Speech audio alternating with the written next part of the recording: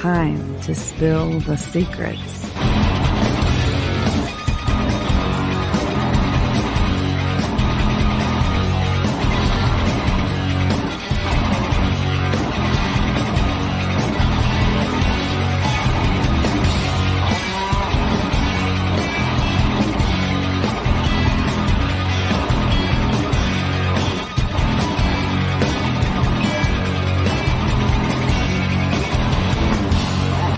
This is Universal Secrets with Tiffany Mack and Kevin Hale.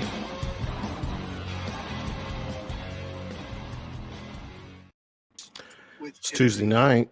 You know what that means. It's Universal Secrets with Tiffany Mack and Kevin Hale. Hell yeah. Can we get a hell yeah on this? Hell yeah. May 21st, 2024. T-Mac, how are you? I'm doing good. How are you doing, Kevin? I'm good. Good. Good. 'Tis the season of graduations, school's out here in, obviously, in Louisville. I'm assuming you're all's out at the end of this week too. Is that right? I have, at the end of this week, I've got all three out. Yeah. All three. So, yeah. You had a graduation, right? I did. And luckily, my daughter did graduate with her class. You know, you always have Was there any fear. doubt? No, but there's always a fear in the back of my silly head thinking, oh my God, it's going to be the day of all days if she doesn't actually graduate. Oh, you know, you get those mom worries.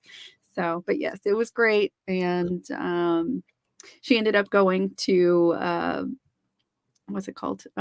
Kings Island in Ohio for their 8th grade trip. They were supposed to go to Washington, D.C. That was an option, which is what we did when we were in 8th grade. And I think it was probably too expensive for the amount of time that they were supposed to go. So there was only like 3 people wanting to go. My hand was up, but I got vetoed, so it's all right. So Kings Island, man, back in the day. Kings Island would have been fun, right? Oh, I was when in my school teens, early 20s. I was going probably 3 times a year. And in my teens, very far from us. No, it's what, 90 minutes tops. I was one of those kids were amongst all these boys. We would go. This was our thing. We'd go eat some pizza and then go on a ride just to see if we'd throw up. Oh God. Yeah. But Kevin, that's an awful idea. No, I mean, I maybe did it once, man, not all the time. But yeah. Anyways, if you were Christian Thomas, you would have just taken some psychedelics and gone on the ride to see if that would have been as much fun. That's what I do these days. Oh, or just get on this show and take a ride with you. There you go. So, yeah. We are streaming on our Facebook, YouTube pages, channels. Our link is in the show description. Please like, follow, subscribe, hang with us. This is always a fun ride with you, Tiffany. As you mentioned, we've been doing this since 2016. Maybe a hiatus here or there, but we always seem to find each other again. No, it seems we're just getting right back on that horse and just riding through the sunset, right? Like riding a bike. Yeah. Yeah. So Tiffany, you know, when we do our shows, obviously, you know, when it comes to Universal Secrets, my go-to is UFOs, UAPs, aliens, experiencers. I really dig the stories and, you know, in a respectful way that our guests come on and share. And tonight's guest, which you brought to the table for us, brought to the show for us, is an experiencer, an author. How did you connect with Karin? So Karin Wilkinson is a guest that I stole from one of Brent's podcast buddies, Brad Kennan and Dr. Russ Jones with Wide Open Research. So, of course, they're more of a Bigfoot podcast for the most part. They do cryptids and Bigfoots and things like that. That's their specialty. But they had this guest on and said, Tiffany, you have to get a hold of her. She is amazing. And of course, hearing that from them, it stirred my interest. So I did a little research and found out, my God, I don't know where I have been hiding, but this lady is amazing. So I'm really excited to have her on this evening to share the love. So Without yeah, further ado, yeah. Karin Wilkinson. Hello, Karen. Hello, How are Tiffany you? and Kevin. Oh, I'm great. How are you guys? Good. So let Good. me give you let me get a short bio and then you can chime in right afterward if Mhm. that's all right. Okay. Sure, absolutely. So Karin Wilkinson is an author and she has written a few books. One of them is Stolen Seed and the other is Evil Harvest. She's an accomplished writer, researcher, and experiencer in the realm of UFOs, extraterrestrial encounters, and hidden secrets. Her journey began with the personal experiences of being abducted by non-human entities, which led her to delve into the mysteries surrounding these phenomena. As an author, Karin has penned 2 thought-provoking books, Stolen Seed. In this gripping work, she explores the intersection of alien abductions, hybridization program, and the profound impact of human consciousness. In Evil Harvest, building upon her own experiences, Karin investigates the darker aspects of the UFO phenomenon. She uncovers hidden secrets within top secret projects, revealing startling truths about the entities involved. Now, both of these topics and both of these books would be just absolutely stunning on their own. But so let's begin with, how did you get involved with the the beings Yeah. that you Let me first. back up a little bit first. Sure, I've written absolutely. one book, and the title is Stolen Seed, Evil Harvest. That's Oh, one goodness. book. So Okay. I don't know where I'm that already screwing title up, came from. so That's okay. You want me to No, do the over? do over. No, they were beautiful, the descriptions, and it is all true, just sandwiched it together. And it's all in Okay. one book, so you don't have to buy two. Okay. And the book is called Stolen Seed, Evil Harvest, and it's a true account of my lifelong abduction experiences and other experiences that I've had along the way, and what I believe the alien agenda to be. The book is available exclusively only at lamarzulli.net or places where you can find me in person right now. And you can also find me in a variety of different movie documentaries that L.A. Marzulli has in his library as well. So just to start, and you can find me at my website, which is KarinWilkinsonAuthor.com. And the book was inspired after doing an interview with L.A. Marzulli, and he asked me to write the book, which I did. I didn't expect to do this. I didn't expect to share this information. But I had some PTSD therapy after a near-death experience. And that therapy allowed me to learn how to deal with this lifelong experiences that I had been, that were just too hard to talk about until I had the therapy and the tools to do it. And once I spoke about it, he was the first person I ever shared this besides my husband with. And writing the book was extremely cathartic and helpful, and also emotional and painful at times. But it was very quick and very easy to write because I just wrote the truth. I wrote what happened. And so before I knew it, there it was. It just came out this past October, so it hasn't been out there for very long. And it's been kind of a crazy and incredible ride. I've spoken to more people than I can count who have had similar, almost identical experiences to mine. And that's been the best part of this, is people saying, I don't feel alone anymore. I have someone who I know understands how I feel. I have someone I can connect with, I can talk to, I can reach out to, or what have you. And you can reach out to me through my website. I do get back to everyone as best I can, as quickly as possible. So that's kind of how it came to be. I can go back and kind of start with my earliest experiences if you want, or my earliest memories if you'd like, if that's a good place to start. I'm sorry. I think you're muted. Yeah, mute. Usually I buy the book ahead of time, so I apologize. No worries. That's okay. Obviously, I did not buy the book yet. That's Which okay. you will. Everyone too. You will, but I will. I always do, but We'll chat after this, and I'll help you get all of it. No worries. all right. So So you Yeah, absolutely. So let's talk about the first experiences. Were you in childhood when you Yeah, first had your experiences? Okay. Can you share a right. little bit about your first experiences that you remember? Sure. My earliest memories are of being taken. And even before I remember the actual process of them of being taken by non-human alien entities, I remember being afraid of members of my father's side of the family because they looked so similar to these Nordic type aliens that I was already encountering and that I was afraid of at like 2, 3 years old. Um, and then from about 5, 6 is where the really concrete memories of the process is in place, where I remember being in bed at night in what I thought was the safety of my home and the safety of my own bedroom. It didn't matter where I was, if I was at home, at a friend's house, at my grandparents' house, it didn't matter where I was, they would find me. I remember trying to hide at night, thinking if I could find a good enough hiding place, maybe they wouldn't find me. And my sister, who was only about 3 years older than me, saying to me, "It doesn't matter where you hide, they can see us through the house." These are little kids, like 5 and 8 years old, having conversations about them. But you have to remember at that age, we didn't have vocabulary for who they were. They were just the ones that came to get me, the ones that were there, the ones that were doing these things to me, but I didn't know what to call them.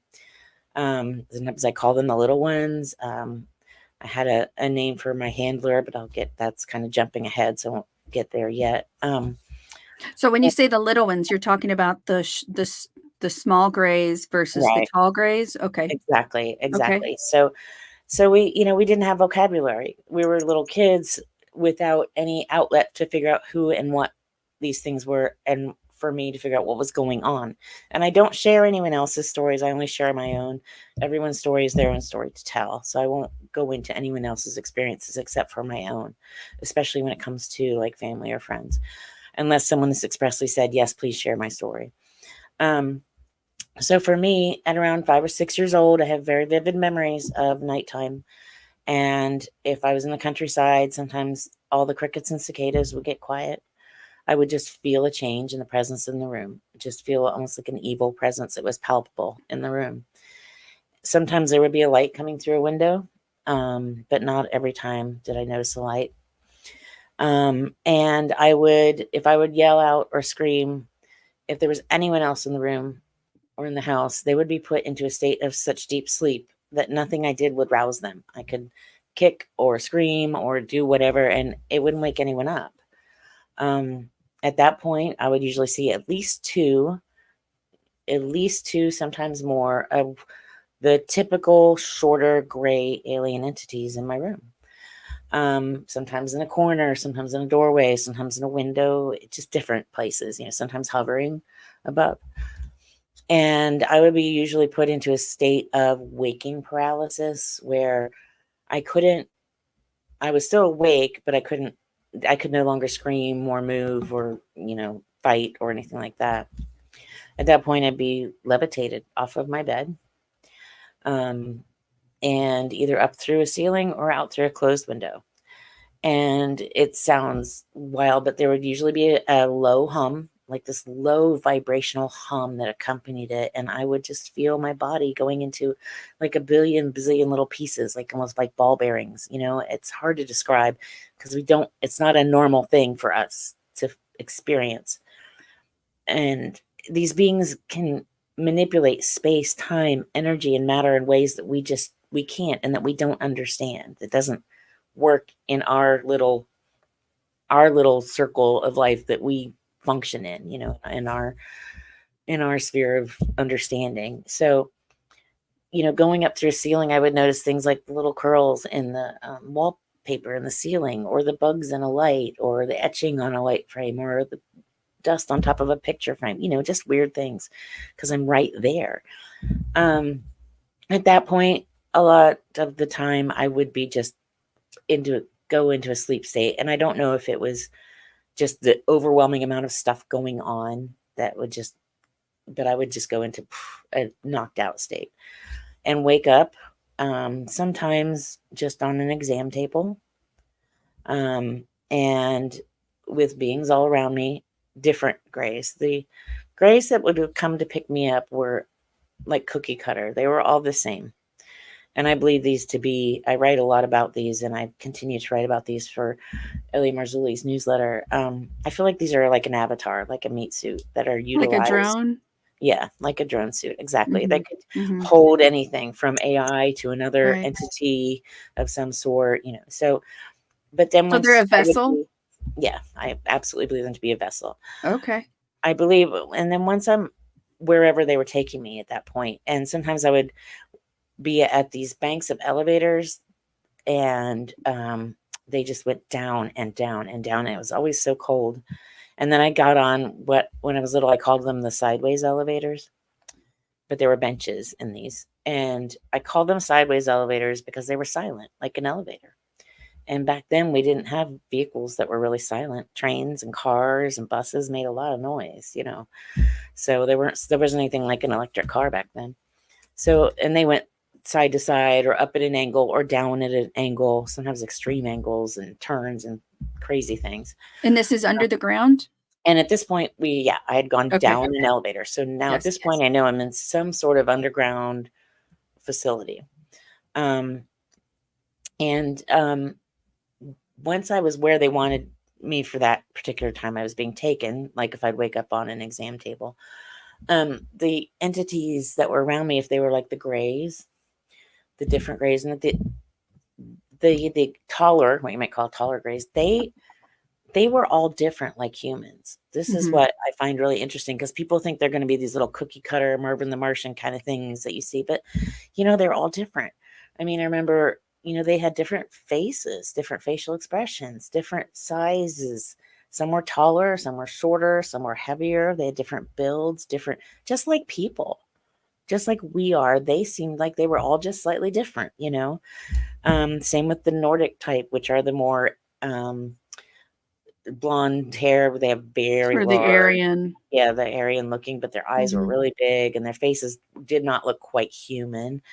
And then there were the reptilian types, who were not these gross lizardy looking things. They were very beautiful, as far as I was concerned, for the most part. Very Very, masculine and very tall, structured. very Yes. built and I would agree. masculine and like shimmery Mhm. almost. And then there were the insect type, which I did not like. They were extremely scary to me. To this day, I can't look at things like a hammerhead shark without just catching my breath, because they have those similar oddly shaped heads and things. And there's just How do some you things, feel with mantis? yeah, you know, Praying no. mantis? Do Yeah, they same freak you thing. out? Not as much because they're Okay. small, but anything that's large does. So if Okay. you had a giant blow-up praying mantis, yeah, I would probably pee my pants, for lack of, Mhm. sorry for the lack of modesty there, but yeah, because it would be shocking. Right. And they always found them very shocking, and they always seemed very intelligent. Those seemed like they were always kind of standing off from everyone and everything, all the other entities, kind of watching over. I could tell that they were kind of higher up on the hierarchy Mhm. somehow, because they had this air about them, like they were in control. But you know, they're not sharing with me who's in what position. You know, I'm not seeing org charts or anything like that. So these are just my assumptions based on what I was seeing. But, you know, it was all very scary, especially as a little child, you know, all of these things that I did not understand. And they're not taking the time to explain to me what they're doing. They're just doing exams or blood tests or things that didn't make sense, you know, machines around me and above me and on me that I didn't know what they did. Nobody took the time to say what they did. So it was very scary and confusing. And I did try to talk, you know, to people. I would be returned. I would wake up back in my bed, and sometimes my pajamas would be on inside out. Sometimes they'd be at the foot of the bed. Sometimes they'd be in another room. Sometimes I'd wake up in another room. And when I would be returned, usually I would just go and hide and sleep the rest of the night under my parents' bed, because I didn't know where to go, you know, and I was scared. Um, and I tried to talk to my parents, but I didn't have a good vocabulary to say what was going on. I tried to talk to kids at school. I tried to talk to anyone who would listen, but it's so hard to explain when you don't have good vocabulary for it and you're a little kid. Mhm. And when people clearly don't believe a word you're saying anyway, right? So they took me then one night after I had been trying to talk, and they walked me out into the backyard of my grandparents' house. It was a weekend. We were staying with my grandparents on the farm. And they walked me out into the backyard, and I was outside. I remember the feel of the grass under my feet. I remember the feel of the air at night. You know, it was summer, but it was still, you know, humid and cooler at night. And on the other side of the clothesline, they show me what is a screen memory. So, or not a screen memories, when they give you it's like putting on VR goggles. Back then, there would not have been any good way to explain it, but now I can say that. And so it's so real, you can't tell if it's real or not, you know. So they show my family being walked out in front of me. I know it couldn't have been real because all of my family wasn't staying there that night, but you know, there they all are walking out on the other side of the clothesline, and they spray something on the backs of their necks, and then they behead them in front of me. And with the warning, if I speak, they're going to kill my family, and I would be responsible for that. I was 6 years old. They warned you? The beings They warned you? warned me. The beings warned me, the ones who took me, the little grays that were with me. And this is all mind speak at this point. It broke something in me at that point. So I knew I wasn't supposed to talk to anyone about it. And I didn't want to be responsible for hurting my family. And I've, you know, since learned that even with human trafficking, that's a common process of threatening a child with harm to someone they love. Well, of And course. children What don't else get would that be? connection, What else would right? keep you in Right. line? At that Right. age. What's the Only most people that important you thing for a love child? may die. Exactly. And we don't, you know, children can't figure out that could be a lie, you know. So I remember shortly after that, I was at school, and they found me huddled up in the corner of a bathroom stall, just rocking, holding on to my knees. I wouldn't come out. They had to call my mom to come get me. She talked me out of the bathroom. I had a total breakdown. I couldn't take it anymore. I really felt like there was no one there. There was no one who was going to be able to save me from this. There was no one I could talk to. There was nothing I could do. There was no out for me. You know, she took me to the doctor. I kept saying, I just want them to not take me. I don't want them to touch me. I don't want them to bother me. They didn't know what I was talking about.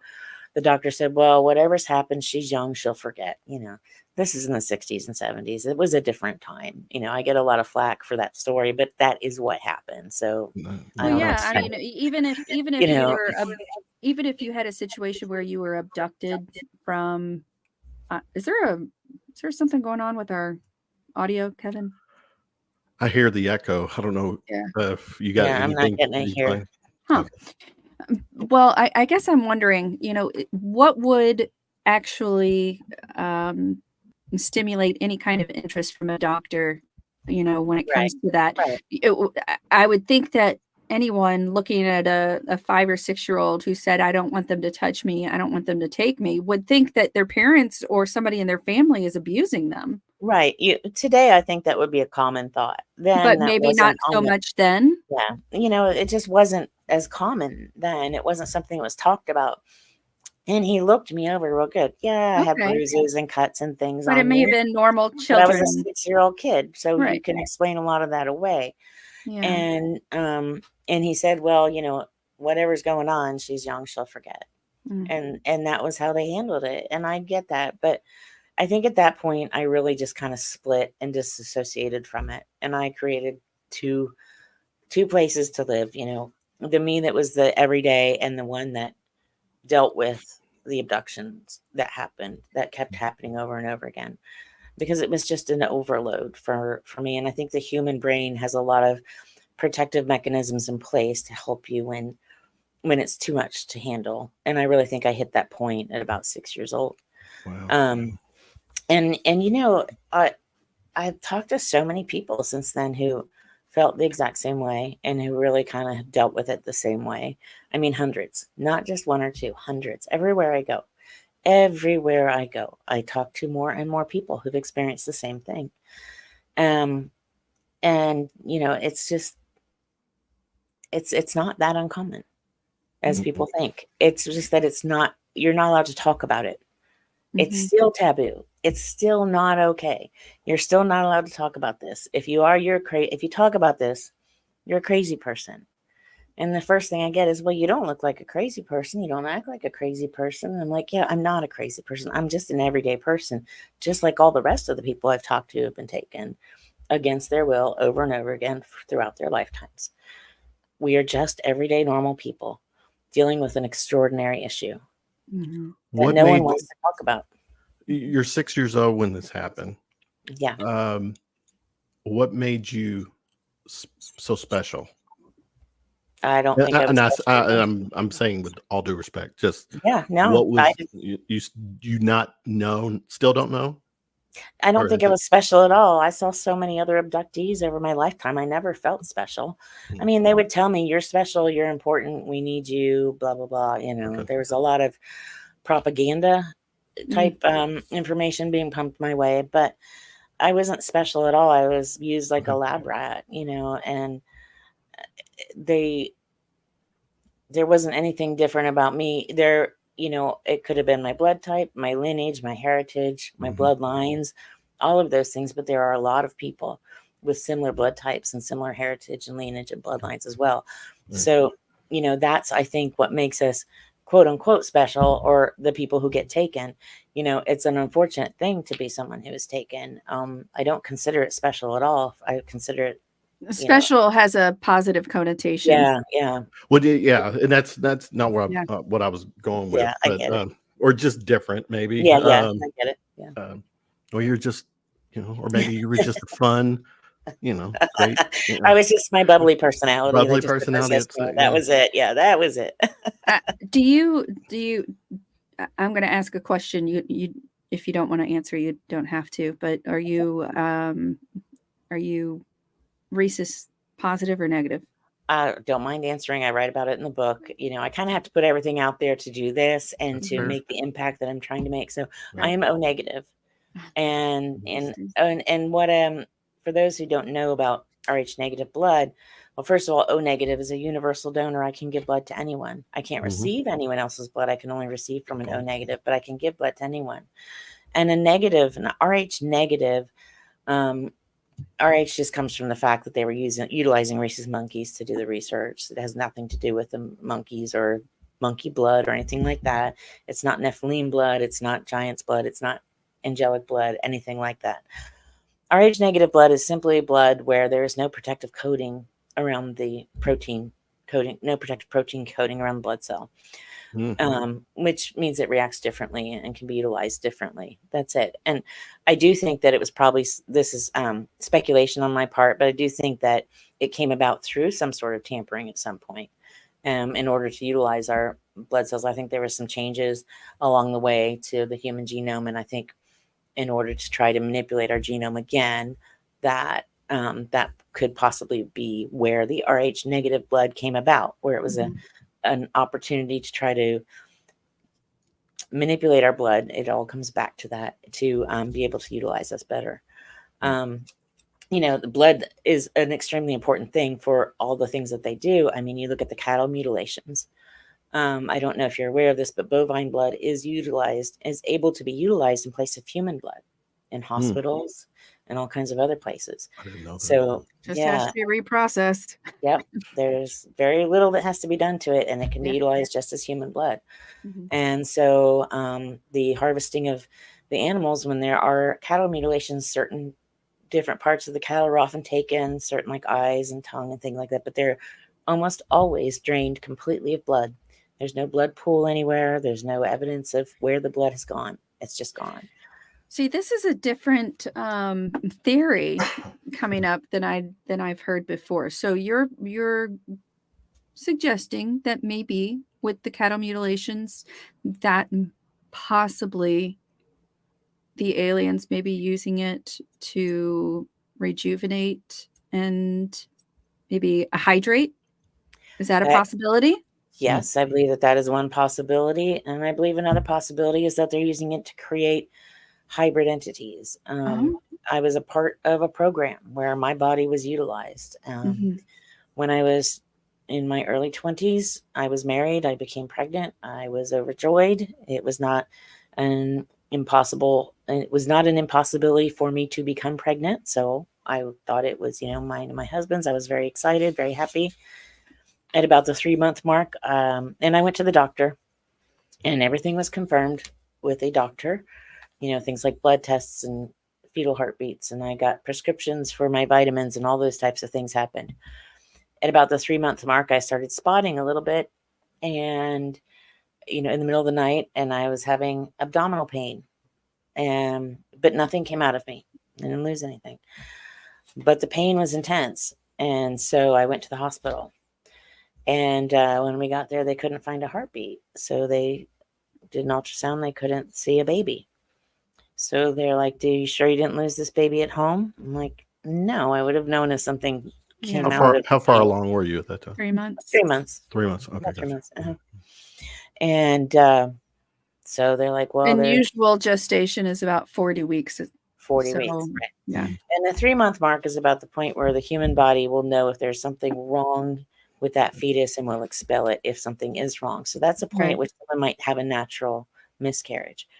So at that point, did they offer a DNC? Yes. A full DNC? Okay. Yeah. So at that point, they said, we don't see the baby, so we're going to have to do a DNC to make sure that there's nothing left in there, because that could be dangerous. Which So- is pretty much which a is- clearing of all they of go in and they the organic material that would be Exactly. part of the fetus. So, okay. Exactly. So they go in and they basically scrape your uterus and Mhm. anything else that might be in there, so that you have, nothing left in there to cause an infection or a problem or anything like that, or cause you pain or issues in the future. Right. And so So- part of that process actually is it causes problems and scarring, adhesions, and things within your uterus. So a lot of times gynecologists are very reluctant to do that procedure on someone who is of childbearing years, because they don't want to damage the uterus and damage the lining so that you can implant again. Right. So I'm sure that that's what they did with you too, which is very disheartening, along with the loss of the baby. Right. Well, they didn't warn me of any of those things. They just said, we're going to do a DNC and Mm. clean it out. And I did have successful pregnancies after that, so Good. it didn't stop my ability. But anyway, so they do the DNC, and they come back to me and they say, "Ma'am, are you sure you were pregnant? There was no fetal tissue, no sign of any pregnancy at all in your uterus. Nothing. It's already been cleaned out. Been completely cleaned out. There was Mhm. nothing there." Mhm. I didn't get to mourn my baby. Yeah. I didn't get to know what it was. And on top of that, I had doctors telling me that, "Are you sure you were Didn't happen. pregnant?" After I had had all the tests and been to the doctor, because this was not in the days of go grab a test off a shelf. We Right. still go to the doctor. I'm not as young as I look. I know. Just kidding. But I have to laugh about it now, otherwise I'll start crying, which I do sometimes. So I don't want to do that now. And this happened over and over again. And then there was one time when I was taken, and I was back into these underground facilities, and these facilities are massive.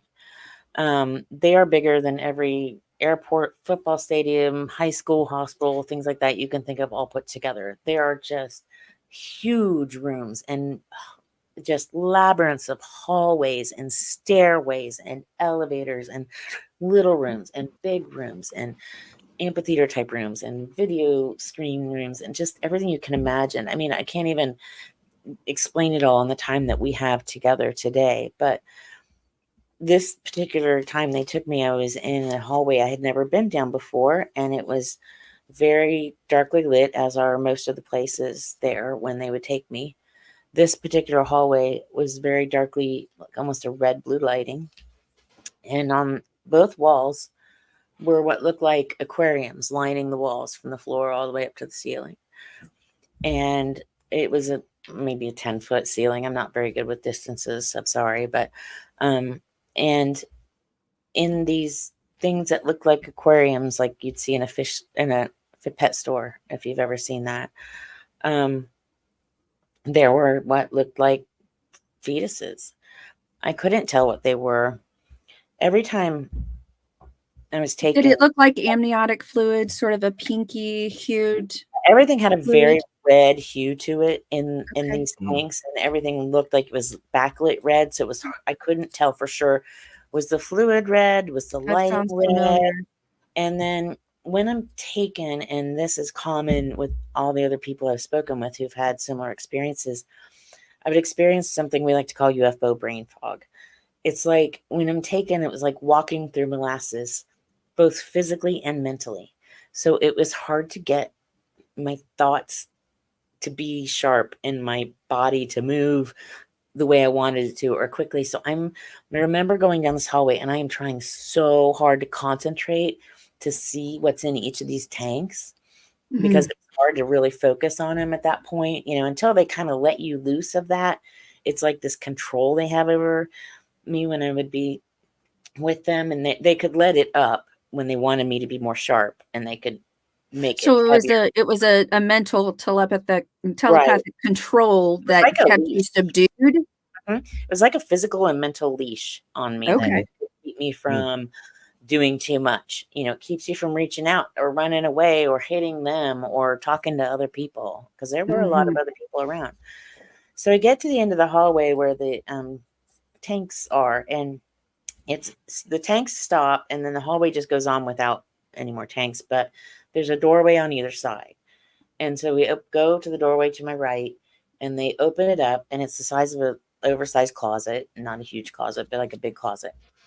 And there's a woman, a human in there, an abductee already. She is on the floor imitating childbirth, Hmm. like going through the motions, but she has what looks like a little baby, non-human, like definitely a hybrid type baby in her hands while she's doing this. And I'm just like kind of freaked out by that, obviously. And then the entities who are with me, there was like a Nordic and a normal gray with me, as opposed to the little short ones, hand me a baby. And they say to me, "This is your baby. Hold your baby. It's a good baby. Hold your baby." And so I take this little baby, and it's very reddish blue in color, like purpley blue in color, and very compact. And its head is very large compared to its body, and its eyes are very large compared to like a normal baby's eyes. But I know it's mine. I can just sense that. There's just this maternal instinct, and I can just feel that this is my baby. And I take it, and I'm holding it up to me, and it won't cuddle into me. It won't respond to me. And I'm like trying to I'm like, what's wrong with my baby? I'm like, and I can't get it to cuddle into me. And I'm trying to, just rub it and cuddle it and hold it, and it won't cuddle into me. And I'm getting very upset. And I'm like, what's wrong with my baby? What's wrong? And they're like, it's a good baby, and they keep trying to get me to cuddle it, and it just won't respond. And I'm like, well, I'm taking it home, because it's my baby. So I'm going to take it home. I'm thinking to You're like, myself, "I have I'll fix ownership. it. Yeah, it's mine. I'm the I'm a mother. This is mom. mine. I will take care of it. Yeah. And It so I'm can't just be thinking here any also, longer." exactly. I'm thinking, Maybe that was part of it. Your mind was like, "This oh is yeah, my baby. These guys don't know how to take care of this child like a human can take care of their own child. exactly. That's They don't exactly have the it. mental, spiritual Right. intelligence combined." I felt like something was, yeah. And I needed to take that baby home and fix it Mm, and care for it and love it. mm, mm. And I was getting very belligerent and argumentative with them, and they just shut me down. Next thing I know, I wake up, I am back at home. It's not like waking up. It's more like when you wake up after surgery, because it's not like you're groggy from being asleep. It's like you've been put to sleep and woken back up, but you don't feel the time that you missed there. And I am just devastated and hysterical because I don't have my baby, Mm-hmm. and I wanted it back so badly. And I always, this happened. The lost pregnancies happened over again and again, and I did get an opportunity. I really wanted to see them again. I knew if I had children and they were still alive out there, I wanted them. I wanted to see them again. But I had since learned a lot more about hybrids and what they probably were. And I didn't care. I wanted them, and I wanted to see them. I figured I still felt that same way, that they were mine. And, at the point where they would have been about 30 years old, I woke up one night in the middle of the night and like 3 a.m. kind of thing, to 3 children standing beside my bed, 3 boys. And I Oh, thought initially that they were my current boys. I have a lot of kids, and I said one of my kids' names, my youngest, out loud. And I hit my husband and said my husband's name, said, "Hey, something's wrong with the kids." Right? Because in my initial thought, just waking up, that it was my current children. And I look over and I realize, wait, these guys are too short to be so and so. I'm not going to say my children's names on here, but so and so and so and so and so and so. They're too short and they're too stocky to be them. But they look like my kids. I know these are my kids. Just instinctively didn't even ever doubt for a second that these were my kids. And I look at them, they're all close in height. They're all wearing what looks like gray hooded sweatshirts of some sort. No markings or anything on them, but it was like a hoodie type sweatshirt outfit. Very dark. And the room is very dark, so it was hard to see. Their eyes looked very dark, almost black, but without light in the room, I can't tell you if they were black-eyed or not. Their skin looked very purplish in color, bluish in color, more blue than purple, but somewhere in there, Again, it's dark, so it's hard to give a real close. But they were just, my kids are, went through their stages of being, skinny and thin and filling out more. But these kids are so much more filled out and stocky than my other children. And I can't rouse my husband. I'm trying to wake him up. This was only a couple years ago. And he won't wake up. And I look back at them. I'm like, oh my gosh, you're here. I'm like, what do you want? And they're like, you have to come with us. And as they're talking to me, it's the mind speak. I don't like to use the word telepathy because telepathy implies that you're reading someone's mind, and that's not it at all. It's a very intentional speaking to someone and speaking back to someone. So it's like just speaking without using your mouth. And it's something we just don't do, but it's once you've done it with them, it's a very intentional act. So it's not like me sitting here going, I know what Kevin's thinking. No, it's not like that at all. It would be just me intentionally speaking to you without words, or with words, but not using them the way we do. Anyway, I like to try to explain that a little bit sometimes because it's just so different than what people think. No, that's a very good description. Yeah. Okay, good. Thank you. And as soon as I say that, they look at me and I just feel this palpable heaviness and anger towards me coming off them. I mean, I could feel it. I'm like, what's wrong? Why are you angry? What's wrong? What's going on? They're like, you have to come with us. I'm like, no, I'm not going to go with you, but you can stay here with me. I was so excited that they were there. I wanted them to stay. And they're like, and they were just angry. And all I felt was anger and hatred towards me. I'm like, why do you hate me? I'm like, just stay here with me. And they're like, no, you have to come with us. You have to come with us. And I'm like, no, I'm not ever going back there. I'm never going back to that. I had been through enough and I had stopped it. And I just instinctively, about the third or fourth time they did that, I said, no, in Jesus' name, no. And the second the words, in Jesus' name came out of my lips, they were gone. And my husband sits straight up in bed and he's like, what?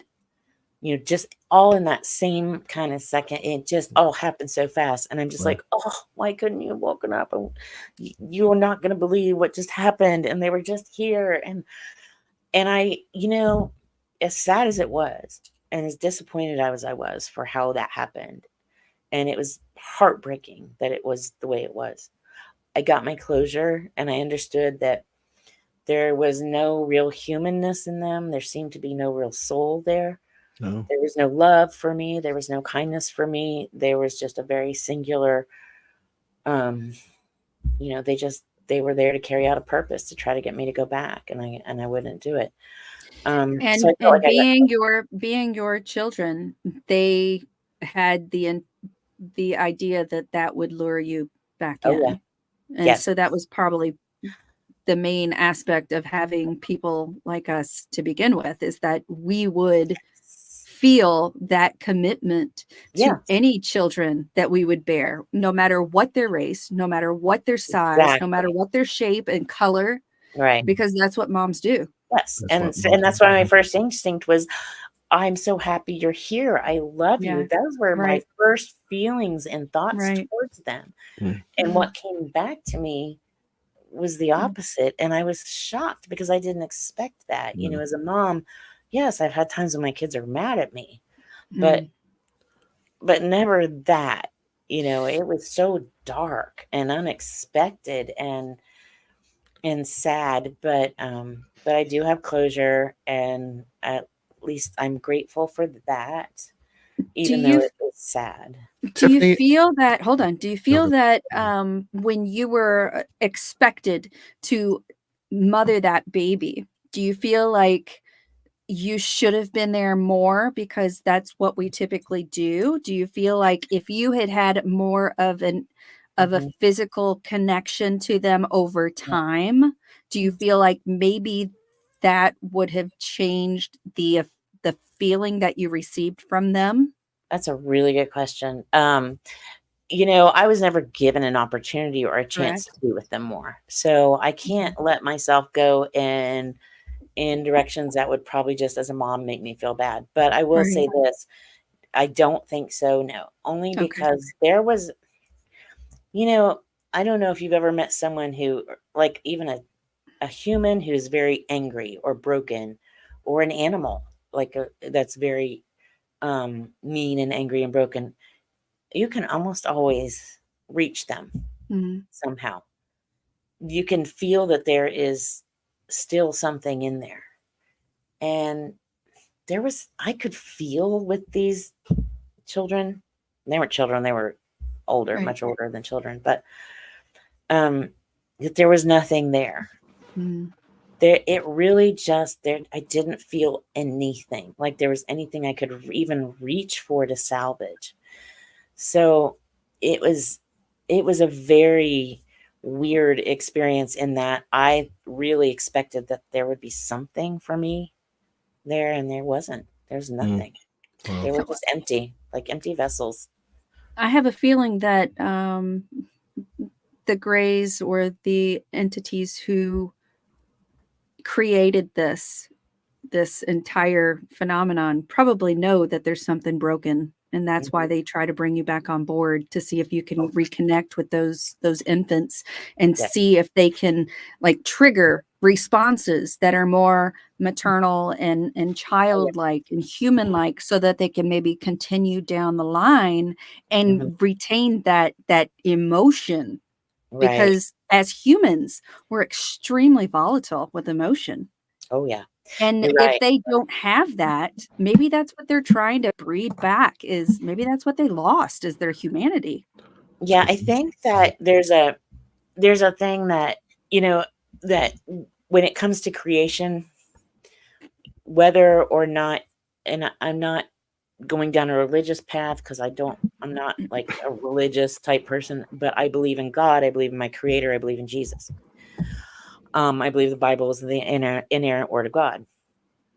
Um, and I don't shove that down anyone's throat, and I expect everyone to believe their own way. And I think that it's a beautiful thing that we can do that and then we have that free will. But I do believe we all have one creator. And I think most people can agree on that. And what I noticed was when I was with these entities, they definitely know that. And when I realized that, they definitely knew that that was the case. And that's why I was able to call my creator to save me and to bring me out of those situations and to stop that from happening. But I had to ask, because there's this free will that we all have. So if you want to be in a specific situation, you have to ask, you know, and if Mm. you want this to end, you have to ask. I have to ask him and ask him to take care of you and take care of the situation, which is what I did. Um, they were very aware of that was their creator as well. And once I put those pieces together, and that's something that organized religions never taught me, but that's something that God brought to me and taught me and walked me through and worked me through and brought me the right people in my life to help me with. Um, and so the one thing that God gives us, all of his creations, whether they are the angelic beings or the fallen angelic beings or the humans or the animals or whatever, but the one thing that he's giving us is a soul, because as our creator, he can do that, right? And but when they're trying to create something that isn't something that's ordained by God, that's not a creation of God's, where they're trying to mix these two species that were never intended to be mixed, then I don't think that a soul becomes a part of that creation. that Not hybrid. part of the formula. Right. And so I think they're trying to figure out how to get a soul into these entities, into these beings.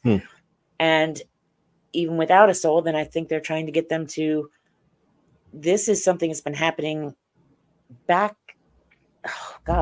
historically through almost every culture and the ancient texts and scrolls and things like that, all the way back. You get the hybrid entities, the Nephilim, the fallen ones, mating with humans. This is not a new story. It's something that's been going on from our recorded history, or since the beginning of any kind of history we have as humans.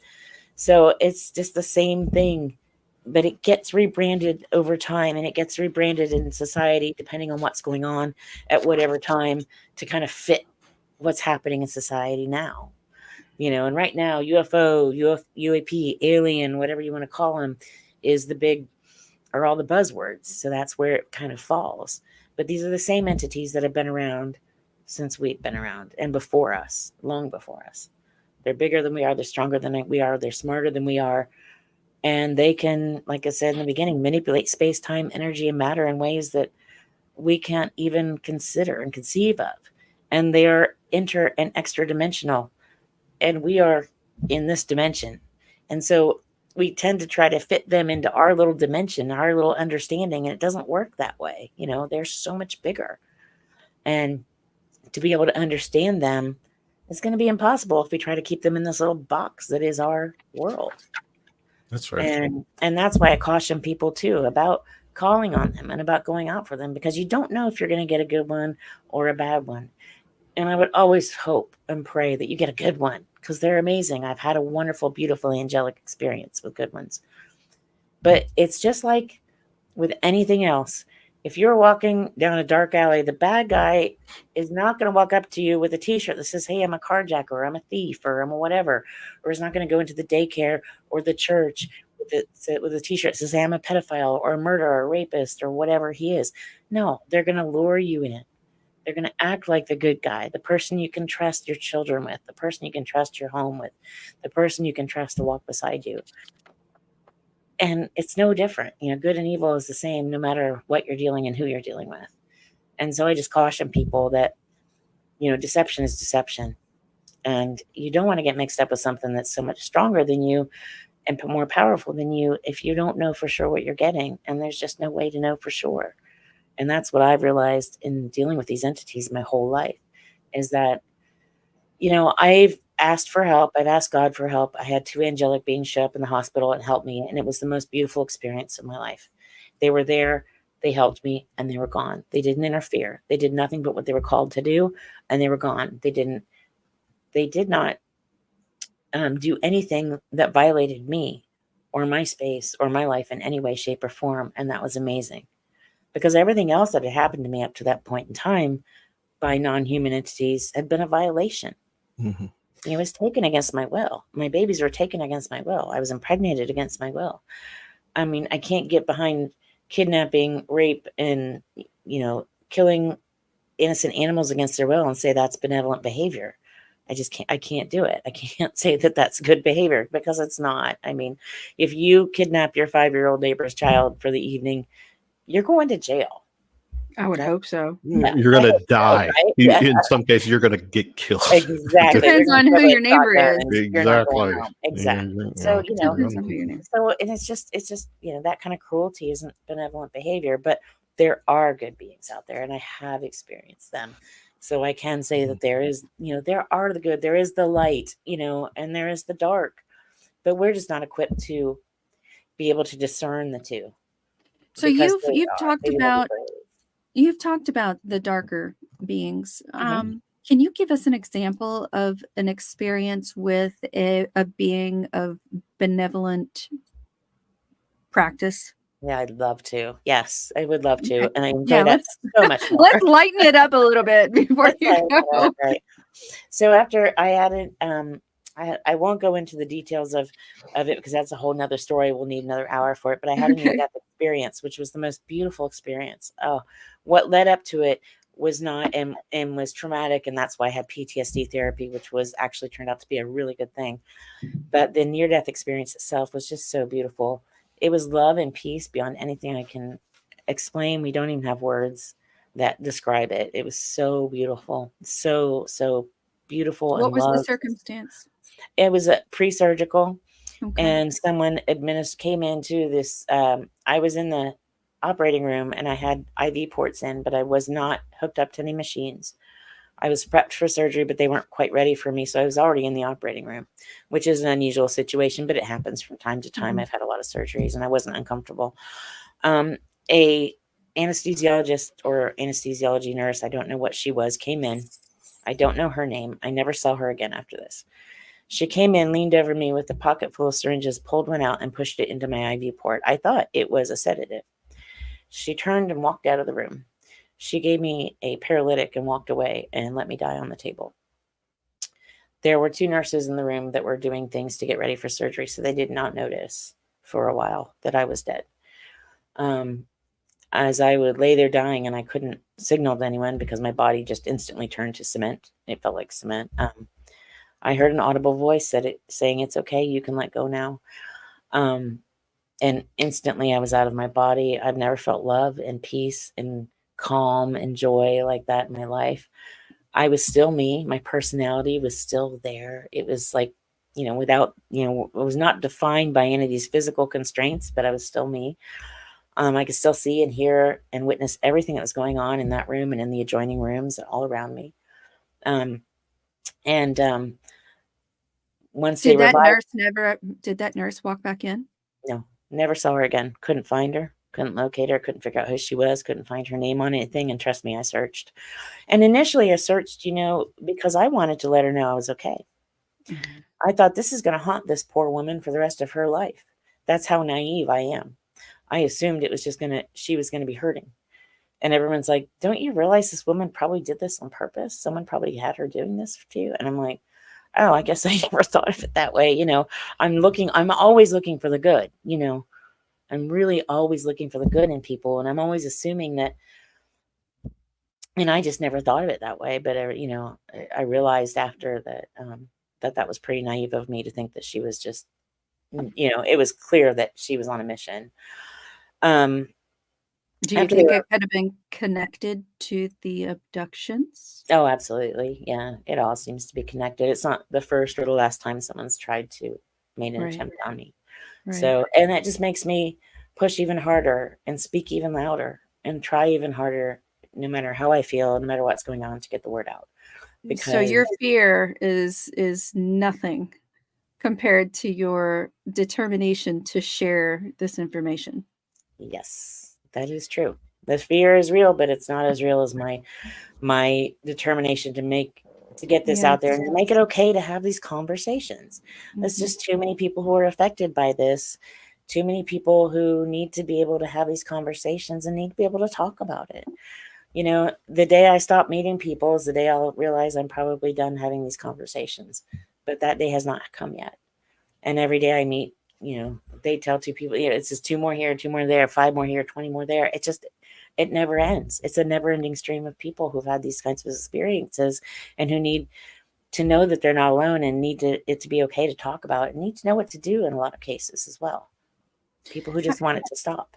I know that we're sort of closing in on your time frame, but is there any advice that you would give young people or anyone, but young people in particular who may be experiencing these type of situations? What advice would you give them? That's a really good question. My advice to them would be to remember that they have the same creator we do, and that it's a very legalistic society. And when you call on God and you ask for help, they have to obey whatever God does for you and says for you and whatever protection God gives to you. My friend Vicki Joy Anderson wrote a book called They Only Come Out at Night, The Dark Side of Sleep Paralysis. A lot of people who have these experiences also experience sleep paralysis. Make a And note for she's that, Tiffany. I oh know. yeah, and I can I got it. I'll send you her information.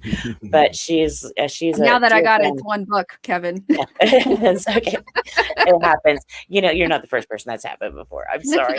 But no, she's, she helped me a lot to understand a lot of how this society works. So it helps to really understand that it's a very basic, we have the same creator they do. When you call on God, they have to respect that. They do. They don't have a choice. And if you're not sure, reach out to people like me. My website is my name, KarinWilkinsonAuthor.com, or VickiJoyAnderson.com, or, find somebody to reach out to, someone that will listen if it's a problem. I just caution anyone to just be careful, because again, we're dealing with entities who are a lot smarter, stronger, faster, who have access to more dimensions than we do, and who have access to more information and more history than we do. And I don't want to put any of my friends or family members in danger by exposing them to something that I have unleashed, a portal that I have opened, a doorway that I have opened unknowingly. And that's my biggest caution to young people who are curious about these things. Curiosity is one thing, calling on them is a whole nother. I just caution that strongly. Kevin, you know what that reminds me of? I could only imagine. CE5. CE5. Yeah, I was going to bring it up. Okay, so bring it up. I'm hearing that's not a good thing. Is it? Well, not in my opinion, only because you don't know what you're getting. And having been on both sides of it, I will tell you, to spend time with the non-benevolent entities is not a picnic, and you have no control. And, if you open that door, you're not only opening it for yourself, but you're bringing it into kind of your household, your family, your friends, your loved ones, your children. And that's kind of the thing that people don't always think about. They're like, oh, it's just me. I'm, not hurting anyone else. But you don't realize that kind of attaches to you, especially if an entity attaches to you, then that goes with you and has the opportunity to attach to other people and affect other people's lives. Innocent little kids like I was. And that's where I think people don't understand. And that's why I go back to Vicki Joy Anderson's book, because she and I sometimes do interviews together, which is helpful, because this is where I would say, Vicki, you take this is your expertise, because I am not the expert on everything. I won't pretend to be, but I do just want to give people whatever I do know, and hopefully that'll help. Damn, this was a quick hour. It was a quick hour, but I promise you we could do it again. I'm sorry, I am so limited. Yeah. I am promising you, I will come back. Yes, if let's get it scheduled. I would love to come back. You guys are amazing. I am sorry that my physical constraints are causing me to limit my time right now, but I'd love to come back. I love being with you guys. And like I said, we have friends in common, which makes us instant friends. And you guys are lovely and kind and open. And the fact that you've listened to all this, it's always such a blessing when people will listen with such open minds and open hearts. And you guys are lovely. Thank you. Before you leave, Karen, Tiffany, we've been doing this for 8 years, and there's all kinds of paranormal shows, podcasts, whatever. But Karen, that's the first time I've heard a guest say when they've been visited, you stay with me. And what you said, Karen, they wanted you to leave, and you said, "Stay with me." I've never heard someone say that. Well, they're my children. I didn't want to. I wanted to offer them. That's where I'm going. That's the mom thing, right? That's the and mom. Was that the smartest thing to say? Probably not in hindsight, but at the moment, the heart of a mother is just to stay with me. Feels. I will take you. I love you, because that's a heart and that's love. Yeah. But there was no love in return. See, the love in return would have been, oh, thanks, Mom, but we can't stay, but you could come with us, but that wasn't there. I think that I can relate it to a situation that happened to me when I was a child. My babysitter's son was a serial killer. And my mom was supposed to be his last victim. He tried many, many times to get into the house, and bad things happened. So anyways, he ended up getting arrested trying to kill this other girl in a park. And anyway, so his mother told my mom His dad was always saying, I'm watching over you. I'm watching over you. Nothing's going to happen. Nothing's going to happen. Weird, crazy. My mom had no idea what he was talking about.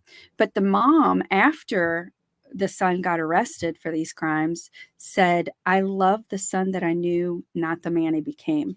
And I think that you have to understand that biologically, as human being mothers, we will love them no matter what characteristics they have. And no matter what situations they end up being raised in, we still have that familial bond. We will still have a connection. And that was your connection to them. You were telling them, as a human being, I would love you to stay with me and we can work through this. But they didn't have that same connection because they'd been raised in a different environment that didn't allow them that same type of connection with the mother. Yeah. So they're still broken. There's not an answer because the process is flawed. Oh yeah. The whole thing was flawed. Yeah. Everything from start to finish. So they draw you in. You became a mother without consent. And you're the rest of your life, you wonder what happened, what was going on, what will happen to them, what happens to any grandkids that I have down the line. Will the same thing happen? There's always going to be questions. Did they procreate? Is there, such a thing? Are they capable of that? Yeah, these are questions that I'll never probably have answers to. Not right now anyway, but certainly questions that I have. So yeah. Let's get her scheduled for a future show. We will. Absolutely. I look forward to it, Kevin and Tiffany. You guys are lovely and I've enjoyed every moment of this. And like I said, we will definitely do it again. Thank you. Thank you so much for joining us. Get yourself well. And I will. We'll do this again before my surgery. So that absolutely. Okay. Appreciate you. Okay. All right. You have a wonderful day. Have a blessed night. Thank you, everyone. Appreciate you. Thank you. Thank you. Oh, it's heavy as usual. It's I was saying that's the first time I've heard a guest or an experiencer say stay with me. And then me too. She got her answer. Yeah. And one thing I wanted to bring up too, and that was a quick hour. It was. The hybrid thing, we've had people on past shows where hybridization program. We've had a few. I wanted to ask her if, and we'll do this on a future show. Does she believe with the program, people we've talked to, the government's been involved? There's been some type of, whether it's government or somebody here on our planet is working with, the ETs to allow this to happen. And I wanted to bring that up, but yeah, we'll do that. So that's it's hard to hear the feelings of pain and suffering that a lot of the abductees seem to share. It's not pleasant, and it makes me want to cry. There's always an amount of pain and suffering, and I wish that we could remove that sense of feeling in these experiences and maybe just sit back and not have an emotional connection to it and just sort of watch. But I don't think that as humans we're programmed to be able to just totally remove our emotional part of our being. You're allowed to, because without going down, bringing up your situation. You've been there and done that. You've had that type of experience. You've had something. You've had it taken away. I can't imagine. Now I would have wanted to go a little deeper. I love the whole religion God angle, and where I stand there. And but it is very intriguing to try to connect, both God, the higher power, right? Because she's saying that whatever, if you call out to God, they have to retreat. That makes it sound like it's in a controlled aspect, like it's a supreme being telling them, "You gotta get the fuck out." Right. It's like If you're in the military, you have to follow the commander in chief, no matter if you like him or not. You know, it's still the president's still our commander in chief, no matter whether you're a Democrat or a Republican or an independent. You still have to follow his rules. That's just how it is in the military. You don't have to like him, but you have to respect him. Fair. Yeah. So maybe there is an amount of respect there, or maybe there's a